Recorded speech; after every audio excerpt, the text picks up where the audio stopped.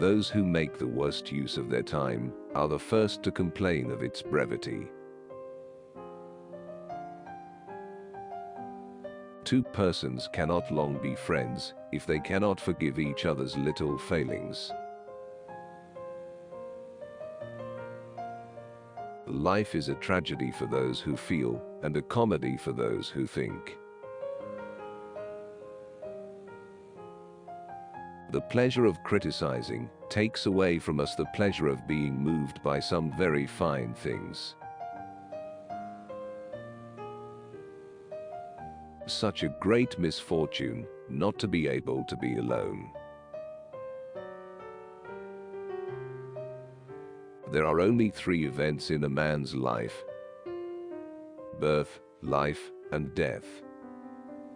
He is not conscious of being born. He dies in pain, and he forgets to live. We keep a special place in our hearts for people who refuse to be impressed by us. The most exquisite pleasure is giving pleasure to others. Sudden love takes the longest time to be cured.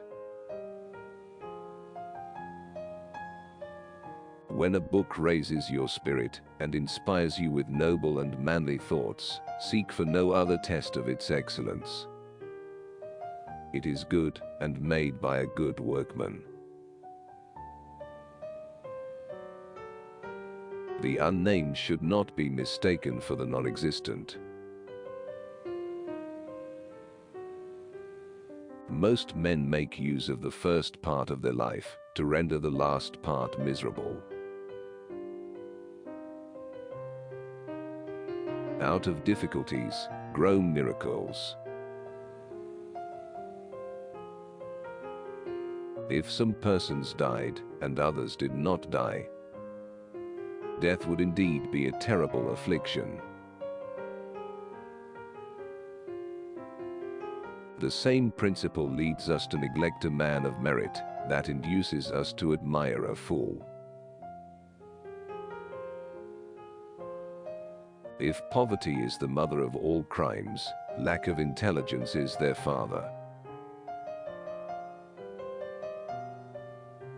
The very essence of politeness is to take care that by our words and actions we make other people pleased with us, as well as with themselves. A wise man is cured of ambition by ambition itself. His aim is so exalted that riches, office, fortune, and favor cannot satisfy him. We can recognize the dawn and the decline of love by the uneasiness we feel when alone together. One seeks to make the loved one entirely happy, or, if that cannot be, entirely wretched. The pleasure of criticism takes away from us the pleasure of being deeply moved by very fine things. Generosity lies less in giving much than in giving at the right moment. Time, which strengthens friendship, weakens love. If it is true that one is poor on account of all the things one wants, the ambitious and the avaricious languish in extreme poverty. Not to be able to bear with all bad-tempered people with whom the world is crowded shows that a man has not a good temper himself. We are afraid of the old age which we may never attain. Grief at the absence of a loved one is happiness compared to life with a person one hates. A man is rich whose income is larger than his expenses, and he is poor if his expenses are greater than his income. There is no road too long to the man who advances deliberately and without undue haste. There are no honors too distant to the man who prepares himself for them with patience. Everything has been said, and we are more than 7,000 years of human thought too late. That we seldom repent of talking too little, and very often of talking too much, is a maxim that everybody knows and nobody practices. To laugh at men of sense is the privilege of fools. A person's worth in this world is estimated according to the value they put on themselves. No vice exists which does not pretend to be more or less like some virtue, and which does not take advantage of this assumed resemblance. As favor and riches forsake a man, we discover in him the foolishness they concealed, and which no one perceived before. The same common sense which makes an author write good things, makes him dread they are not good enough to deserve reading. We should only endeavor to think and speak correctly ourselves, without wishing to bring others over to our taste and opinions. This would be too great an undertaking. All of our unhappiness comes from our inability to be alone. Men are willing to be slaves in one place, if they can only lord it in another. A man reveals his character, even in the simplest things he does.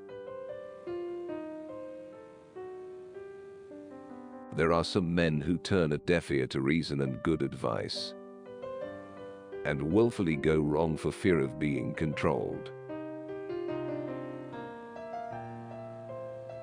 Time makes friendship stronger, but love weaker. There is a false modesty, which is vanity, a false glory, which is levity, a false grandeur, which is meanness, a false virtue, which is hypocrisy, and a false wisdom, which is prudery. Nothing keeps longer than a middling fortune, and nothing melts away sooner than a large one. The shortest and best way to make your fortune is to let people see clearly that it is in their interest to promote yours. If it be true that a man is rich who wants nothing, a wise man is a very rich man. There is no excess in the world so commendable as excessive gratitude. When a woman doesn't take her eyes off a man, or takes them away from him all the time, everyone immediately understands what it means. If this life is unhappy, it is a burden to us, which it is difficult to bear. If it is in every respect happy, it is dreadful to be deprived of it. So that in either case the result is the same. For we must exist in anxiety and apprehension. It is a great misfortune neither to have enough wit to talk well, nor enough judgment to be silent. Children have neither past nor future. They enjoy the present, which very few of us do. Caprice in woman is the antidote to beauty. A party spirit betrays the greatest men to act as meanly as the vulgar herd. The spendthrift robs his heirs, the miser robs himself.